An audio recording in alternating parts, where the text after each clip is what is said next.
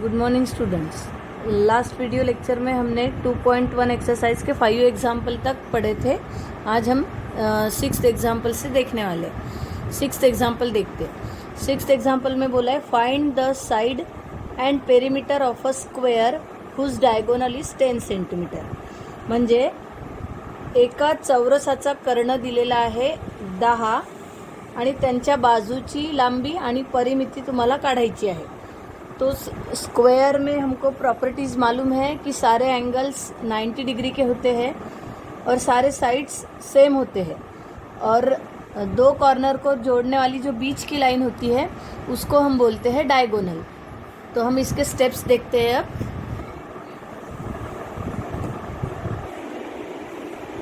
तर आपल्याला म्हटलेलं होतं की एक चौरस दिलेला आहे, तर आपण कन्सिडर केला ABCD हा चौरस आहे। इंग्लिश में लिखना है quadrilateral ABCD is a square. अब स्क्वायर है तो सारे साइड्स इक्वल होते हैं और सारे एंगल्स 90 के होते हैं, इसलिए हमने उसके सारे साइड्स लिखे AB, फिर BC, CD और AD। ये चारों साइड्स सेम रहेंगे। तो सपोज हमने उसको कंसिडर किया X। फिर अब हम क्या करने वाले हैं, यहाँ पे दो ट्रायंगल फॉर्म हो रहे हैं। ये जो लाइन है ये है diagonal, this is the diagonal of this square. ही जी रेषा आहे त्याला आपण कर्ण म्हणतो, तर त्याची लांबी 10 दिलेली आहे। तर या कर्णामुळे इथे दोन त्रिकोण तयार झालेले आहेत, तर आपण कुठला पण एक त्रिकोण कन्सिडर करू। इथे मी कन्सिडर केलेला आहे त्रिकोण BCD in triangle BCD। Angle B कितना है 90 डिग्री, इसलिए मैंने लिखा है angle BCD is equal to 90 degree. तो ये एंगल 90 डिग्री का है और हमारे पास डायगोनल की लेंथ है। अब ये 90 के सामने की जो साइड होती है उसको हम हाइपोटेन्यूस बोलते हैं। ये हो गया राइट एंगल ट्रायंगल, तो इसमें हम अप्लाई करेंगे Pythagoras theorem. Therefore by Pythagoras theorem क्या होगा, BD square hypotenuse square is equal to sum of square of remaining two sides. So BD square is equal to BC square plus CD square पाइथागोरसच्या प्रमेयानुसार। फिर अब हम देखेंगे BD की length दी है 10, तो BD की जगह पे लिखा 10 उसका स्क्वायर इज इक्वल टू, अब ये BC और CD ये दोनों की लेंथ है X, क्योंकि वो स्क्वेअर के साइड से चौरसाच्या बाजू आहेत त्या समान असतील, त्या आपण X कन्सिडर केलेल्या आहे, म्हणून याच्या जागेवर लिहिला X, त्याचा स्क्वेअर म्हटलेला म्हणून स्क्वेअर लिहिला, प्लस परत इथे X चा square, X square plus X square म्हणजे 2X स्क्वेअर। 10 चा स्क्वेअर झालेला है 100। फिर ये 2 हम इसके डिनोमिनेटर में लाएंगे, 100 divided by 2 is equal to x square. इसका आंसर आएगा 50 is equal to x square. 50 यानी 25 into 2 is equal to x square. तो हमने क्या किया, taking square root of both side, दोनों बाजूचे वर्गमूळ घेऊन, तो स्क्वायर निकल जाएगा, इधर बचेगा x, इधर लग जाएगा स्क्वायर रूट। अब 25 ये 5 का स्क्वायर है, इसलिए बाहर आएगा तो 5 हो जाएगा, अंदर बचेगा √2। तो इस तरीके से हमको क्या मिले, साइड्स मिली स्क्वायर की। तो हमको क्वेश्चन में बोला है find the sides of square and perimeter of square. तो इथे आपल्याला मिळालेलं आहे चौरसाची बाजू 5√2, म्हणजे या सगळ्याच बाजू, चारही बाजू किती झाल्या 5√2 आणि ही सुद्धा 5√2। अब हमको मिल गए साइड्स। अब हमको निकालना है पेरीमीटर। तो स्क्वायर के पेरीमीटर का फॉर्मूला है 4 इंटू साइड्स।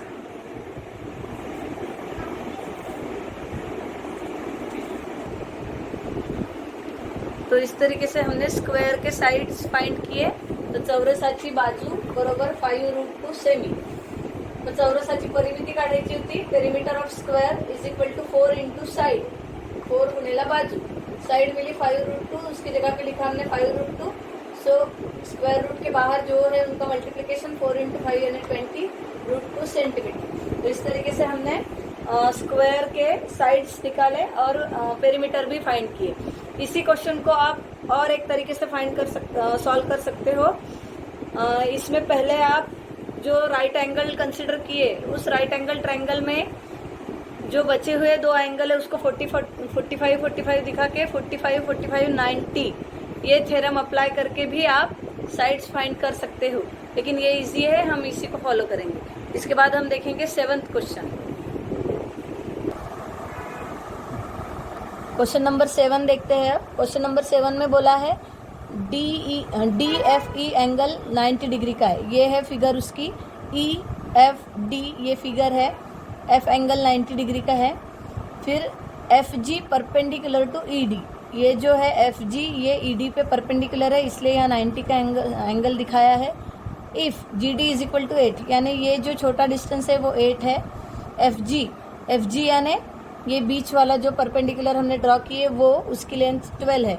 तो आपको फाइंड करना है ई जी, यानी ये जो सेकंड हाफ पार्ट है वो एफ डी फाइंड करना है और ई एफ फाइंड करना है। तो ये फाइंड करने के पहले अभी हम देखते हैं किस तरीके से फाइंड कर सकते हैं ई जी। अब ई जी देखिए ये है ई जी।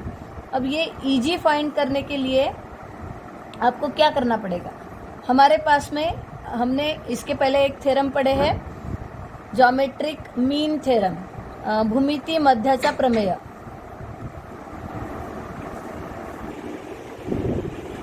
यहाँ पर दिया है ई एफ डी, इसमें एफ 90 डिग्री का है, ये जी एफ ये डिस्टेंस 12 दिया है, ये एंगल 90 है और इतना डिस्टेंस 8 दिया है।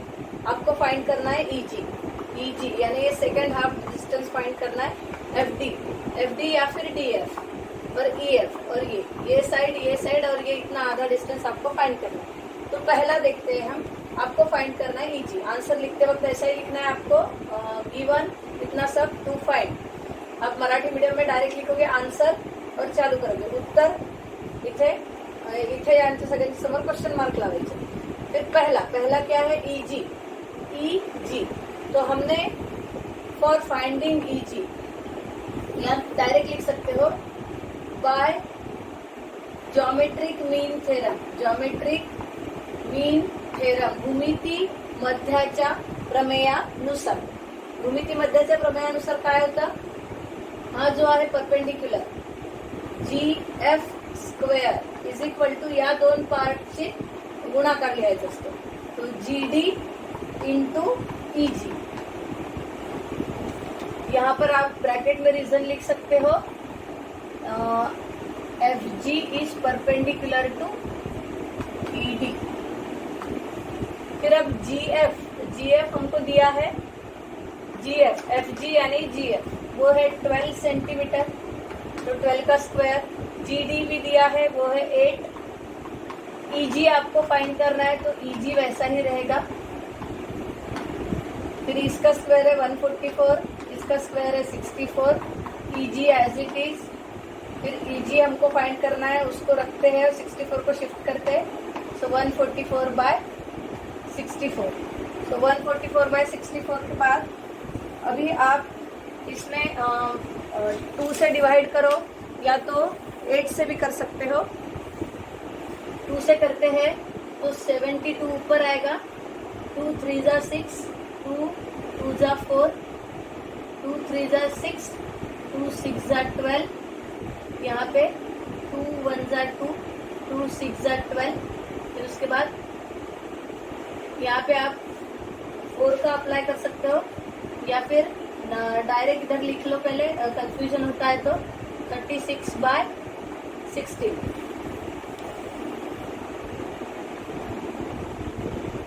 यहाँ पर जी डी का स्क्वायर नहीं है तो 8 का स्क्वायर नहीं लेना है, वो गलती से हमने 8 का स्क्वायर कर दिया था। जी डी इंटू ई जी है, तो जी डी की वैल्यू 8 है, तो 8 लिख दिया हमने इंटू ई जी। तो इसका स्क्वायर कर दिए 144, ये 8 इंटू ई जी की वैल्यू फाइंड करना है, इसलिए 8 को इधर शिफ्ट कर दिए 144/8। फिर यहाँ पे 2 से अगर डिवाइड करते हो तो ऊपर आता है 72, नीचे आता है 4, फिर 4 से इसको डिवाइड किए तो 18, सो ई जी की वैल्यू मिली 18। तो इस तरीके से बाय ज्योमेट्रिक मीन थेरम भूमिती मध्याच्या प्रमेयाचा वापर करून आपण इथे ई जीची व्हॅल्यू फाइंड केलेली आहे। यानंतर आपल्याला फाइंड करायचं आहे एफ डी।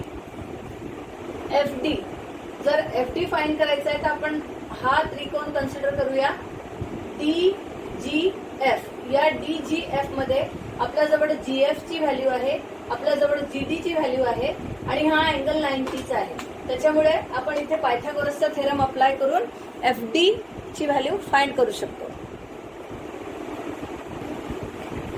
अब एफ डी फाइंड करने के लिए हमने ये राइट एंगल ट्रायंगल कंसिडर किया है डी जी एफ। सो त्रिकोण डी जी एफ मध्ये जी 90 डिग्री आहे, मग आपण इथे 90 लिहिलं, मग पायथागोरसच्या प्रमेयानुसार 90च्या समोरची बाजू झाली कर्ण म्हणजे FD चा स्क्वेअर बरोबर GD चा स्क्वेअर प्लस GF चा स्क्वेअर GD चा स्क्वेअर प्लस GF चा स्क्वेअर FD काढायचा आहे म्हणून ते तसंच ठेवलं GD 8 आहे 8 चा स्क्वेअर प्लस GF 12 आहे तर 12 चा स्क्वेअर 8 चा स्क्वेअर झाला 64 12 चा स्क्वेअर झाला 144 FD square is equal to मिळाला आपल्याला 208 पण 20 आता आपल्याला दोन्ही बाजूंचे वर्गमूळ घ्यायचे आहे दोन्ही बाजूंचे वर्गमूळ घेतल्यावर नंतर FD चा स्क्वेअर निघाला इथे उरला FD इज इक्वल टू याला मिळालं स्क्वेअर रूट 208 हा कुणाचाच वर्ग नसल्यामुळे आता आपण त्याचे फॅक्टर्स फाइंड करता करता त्याचा स्क्वेअर रूट काढणार आहोत तर इथे काय केलं आपण 2 × 104 केलं तर तुम्हाला 208च मिळणार आहे मग इथे परत 2 मग या परत याला 2 ने जर भाग म्हणजे याचे फॅक्टर्स काढले तर 2 × 52 होता मग 52 चे फॅक्टर्स काढले तर 4 × 13 तर 2 × 2 × 4 × 13 हे सगळे फॅक्टर्स यांचा सगळ्यांचा गुणाकार कराल तर तुम्हाला 208च मिळेल आता इथे 2 × 2 4 आणि हा 4 म्हणजे 4 4 जा 16 येतं 16 हा 4 चा स्क्वेअर आहे त्याच्यामुळे 16 बाहेर आला तर 4 लिहिला जाईल आणि हा रूट 13 म्हणून FD ची व्हॅल्यू आली 4√13 यानंतर आपण बघूया आपल्याला EF काढायचं है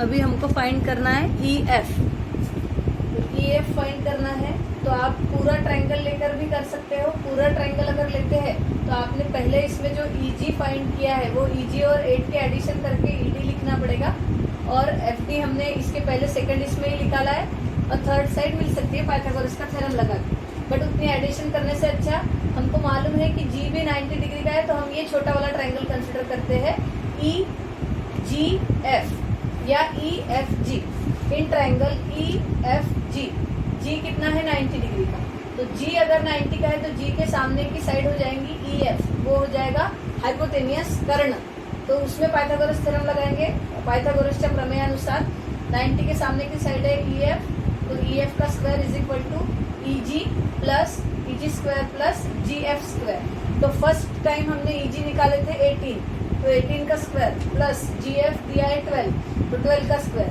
324 प्लस 144 दोनों के एडिशन किए 468 आया फिर से taking square root of both side दोन्ही बाजूचे वर्गमूळ घेऊन EF is equal to square root of 468 इसके फैक्टर्स फाइंड कर रहे हैं हम लोग इसके पहले जैसा किए 2 × 2 34 फिर से ये 2 एज इट इज फिर से इसको 2 से इसके फैक्टर्स निकाले 2 × 117 फिर ये 2 एज इट इज ये वाला 2 भी एज इट इज ये 13 के टेबल में आता है 13 9 जा अब यहाँ पे देखो 2 2 है यानी बन गया 4 2 का स्क्वायर है इसलिए ये 4 बाहर आएगा तो 2 बनेगा ये 9 3 का स्क्वायर है तो 9 स्क्वायर रूट के बाहर आएगा तो 3 बनेगा अंदर बचेगा सिर्फ √13 सो 2 × 3 6 √13 सो EF की वैल्यू मिली 6√13 इस तरीके से हमने पाइथागोरस का थ्योरम अप्लाई करके ये साइड्स फाइंड किए हैं और सबसे पहली साइड हमने ज्योमेट्रिक मीन थ्योरम अप्लाई करके फाइंड किए है इसके बाद हम देखेंगे question number 8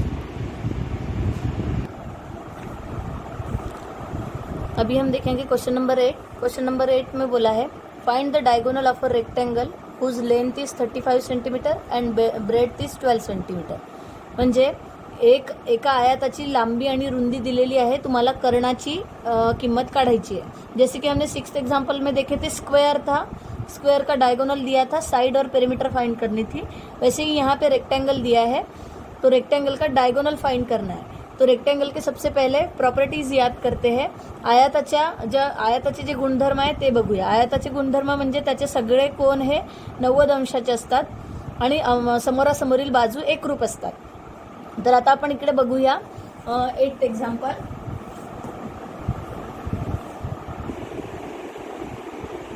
ABCD is a English में लिखना है ABCD इज अ रेक्टेंगल तो इथे लिहिलेला आहे ABCD हा आयत आहे अब रेक्टेंगल है तो आमने सामने के साइड्स जो होते हैं समान होते हैं तो ये लेंथ इतनी दी है ब्रेड्थ इतनी दी है तो मैंने लिख दिया यहाँ 35 ये 35 है तो ये भी 35 ये 12 है तो ये भी 12 सारे एंगल्स 90 डिग्री के तो वही यहाँ पे लिखा है AB is equal to CD और BC is equal to AD क्यों क्योंकि ये क्या है रेक्टेंगल है आयत आहे फिर सारे एंगल्स कितने के होते हैं 90 डिग्री के अब हमको डायगोनल फाइंड करना है कर्णाची लांबी काढायची आहे तर इझी आहे आपण हा त्रिकोण कन्सिडर करणार आहोत ABC त्रिकोण ABC मध्ये B एंगल 90 का है तो यहाँ पे पाइथागोरस अप्लाई करेंगे तो AC हो जाएगा उसका कर्ण यानी हाइपोटेनियस, तो AC square is equal to AB square plus BC square.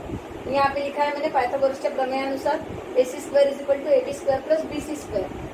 AB की वैल्यू दी है 12, BC की है 35, 12 स्क्वायर प्लस 35 स्क्वायर, 12 का स्क्वायर है 144, 35 का है 1225, दोनों की एडिशन होती है 1369 और 1369 ये है 37 का स्क्वायर।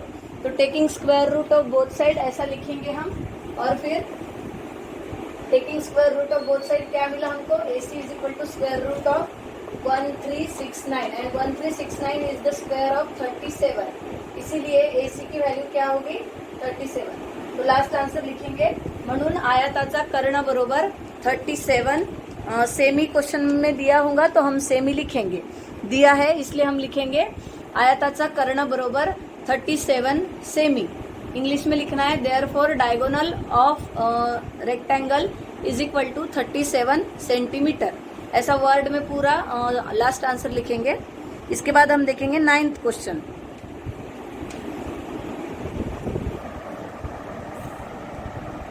अभी हम देखते हैं क्वेश्चन नंबर 9। क्वेश्चन नंबर 9 में दिया है, ये फिगर है उसकी, PRQ ट्रायंगल दिया है, R एंगल 90 डिग्री का है, M is the mid point of RQ। M हा RQचा मध्यबिंदू आहे। मध्यबिंदूचा अर्थ की दोन सारखे भाग तयार होतात, तो यहाँ पे क्वेश्चन में वही दिया है, M is the mid point of QR, PRQ is 90 यानी R 90 डिग्री का है। आपको प्रूफ करना है PQ square is equal to 4 times PM square minus 3 times PR square. अभी क्वेश्चन देखने से डिफिकल्ट लग रहा है लेकिन बहुत ज़्यादा इजी है, एक बार समझ में आ जाएगा तो आपको इजी लगेगा। तो हम इसके आंसर की शुरुआत कैसे करेंगे, पहले लिखना है given M is the mid point of QR, दिया ही है क्वेश्चन में, angle PRQ is equal to 90 degree.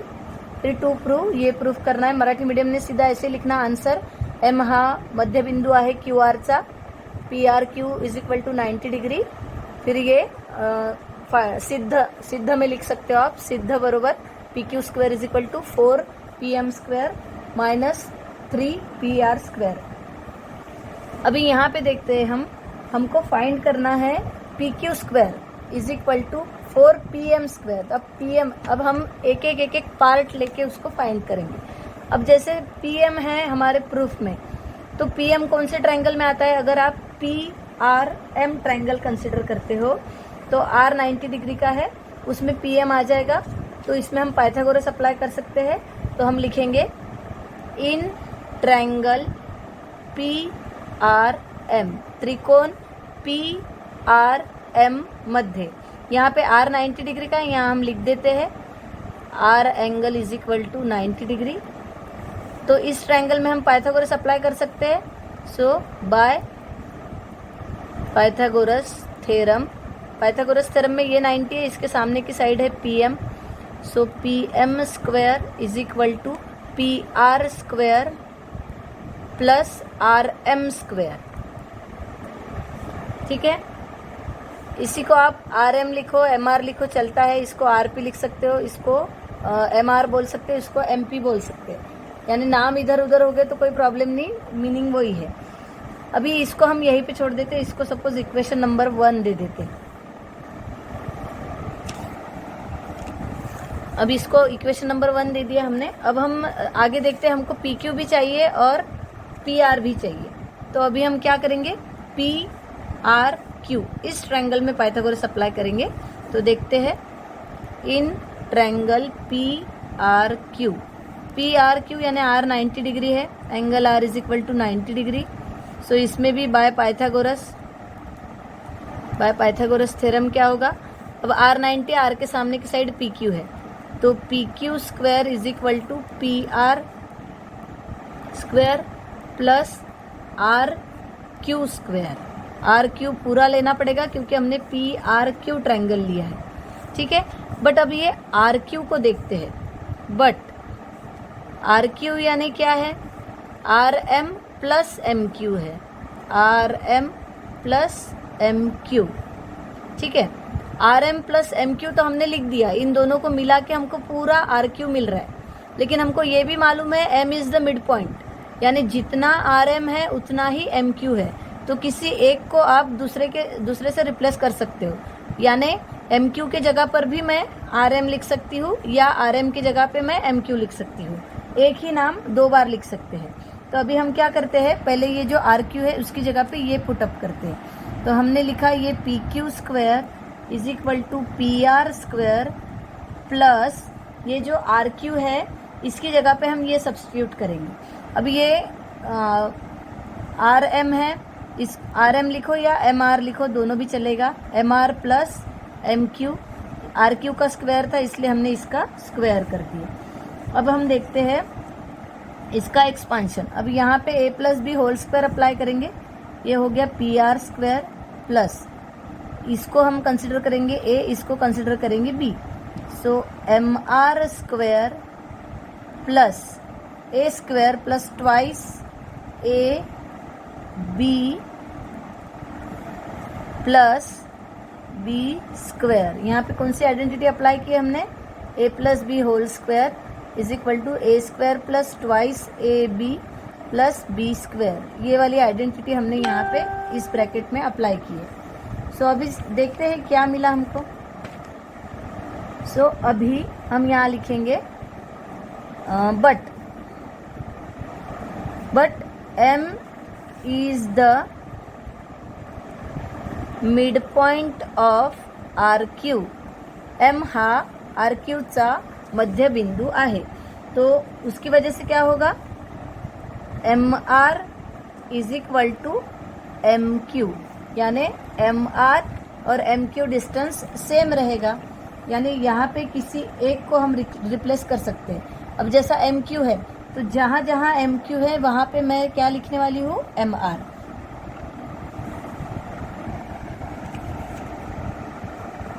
तो अभी हम MR is equal to MQ हमने लिखा है, तो जहाँ जहाँ हमको MQ दिखता है वहाँ पे हम MR लिखने वाले हैं। MR RM दोनों भी बोल सकते हैं। तो अभी हम देखते हैं PQ square is equal to PR square plus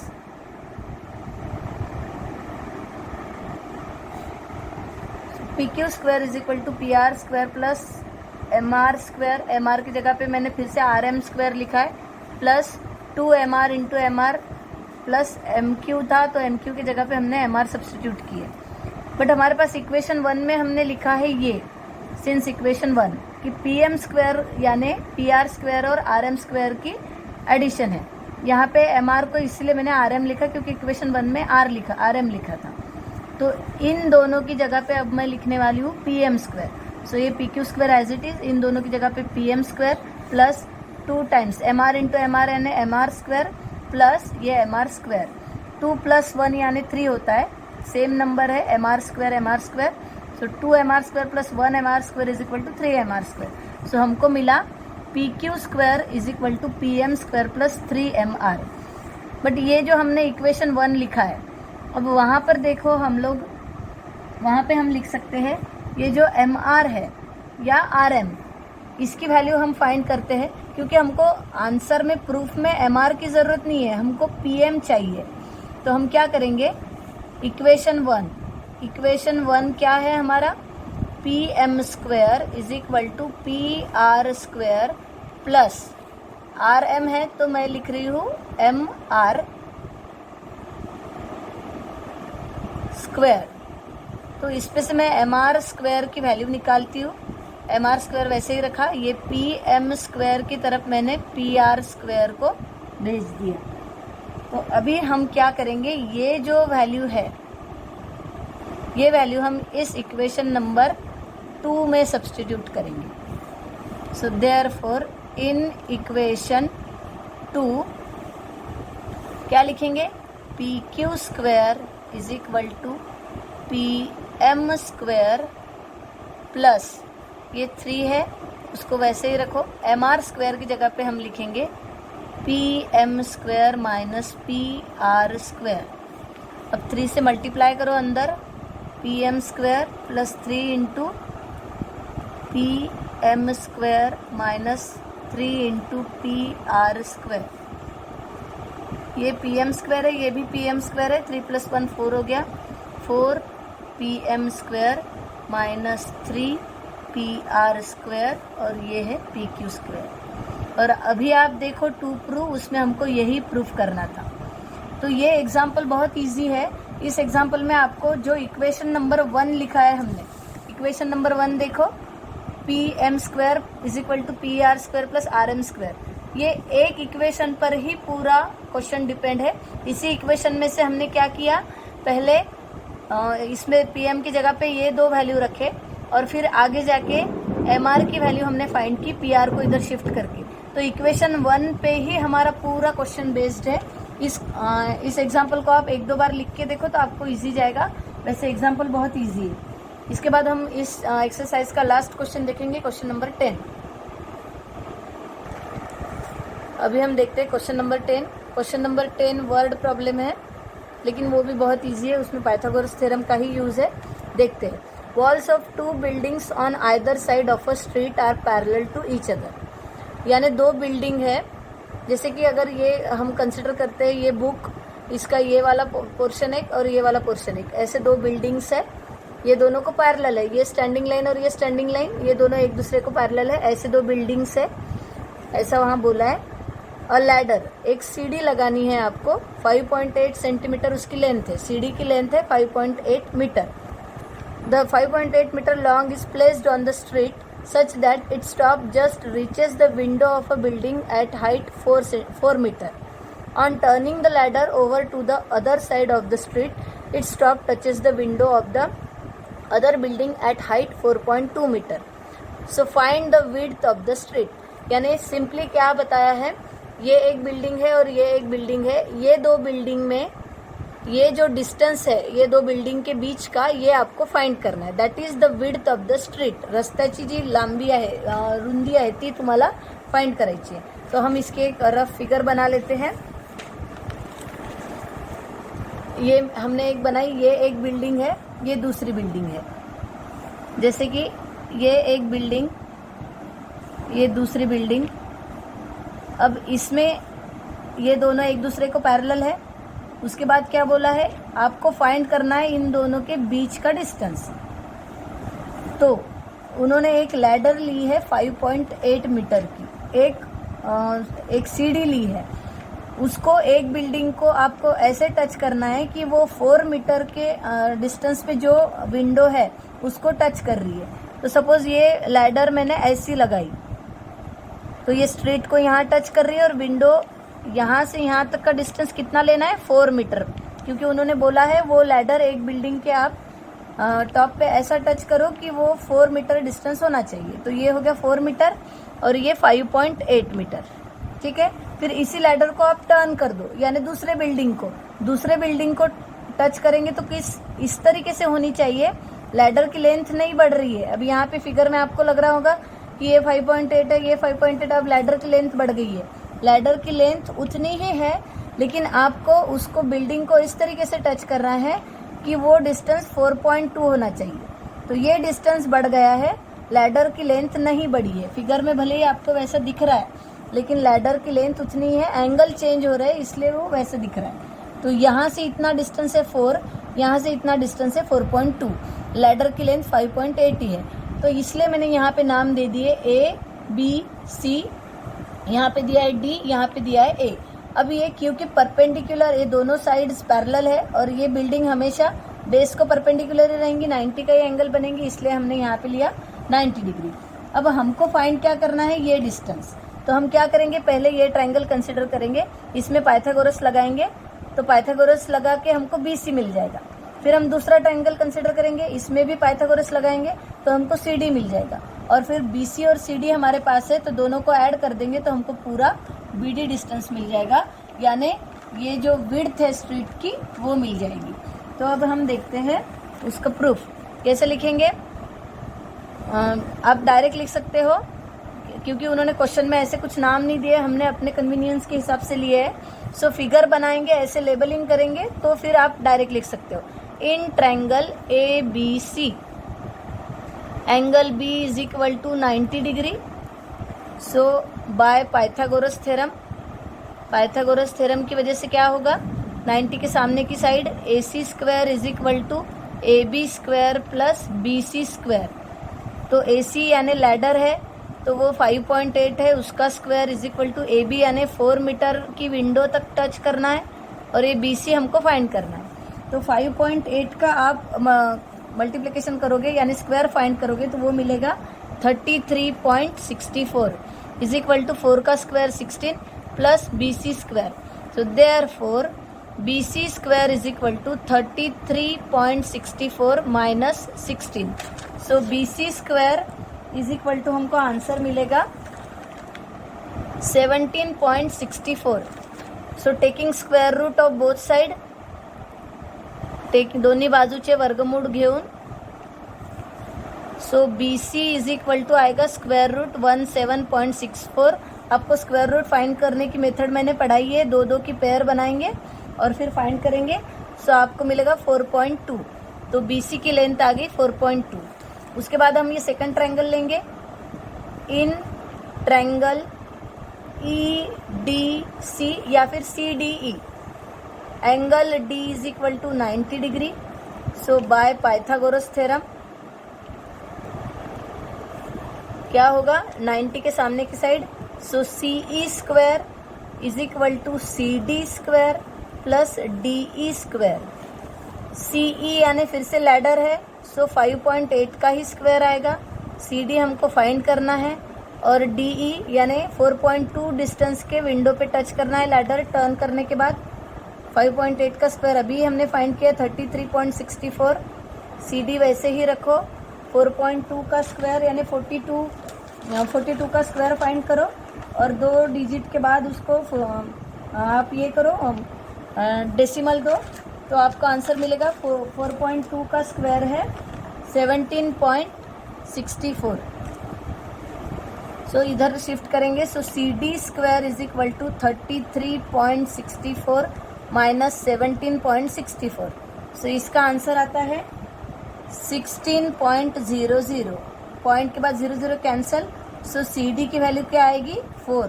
कैसे 4 आई, taking square root of both side, तो CD का स्क्वायर कट जाएगा CD और 16 ये 4 का स्क्वायर है। सो इसलिए अभी हम देखेंगे, अब हमारे पास है BD is equal to BC plus CD। BD is the width of street. So BD is equal to BC कितना मिला हमको 4.2, CD मिला 4, इनके एडिशन करेंगे तो वो मिलेगा 8.2। मीटर दिया है तो मीटर में लिखेंगे, लास्ट आंसर लिखेंगे। Therefore width of street is 8.2 metre. म्हणून रस्त्याची रुंदी 8.2 मीटर आहे। तो बहुत इजी है, सिर्फ पाइथागोरस थ्योरम ही अप्लाई करना था। 2 ट्रायंगल फॉर्म हुए, उन दोनों ट्रायंगल में हमने पाइथागोरस अप्लाई किया, जो बेस मिले थे दोनों भी ट्रायंगल के उनको ऐड कर दिया तो हमको पूरी विड्थ मिली स्ट्रीट की। तो इस तरीके से हमारी ये एक्सरसाइज कंप्लीट हो गई है। आपको सारे एग्जाम्पल्स अपने कॉपी में लिख लेना है और उसके बाद अगर किसी को कुछ डिफ़िकल्टी आती है तो आप मुझे कांटेक्ट कर सकते हो।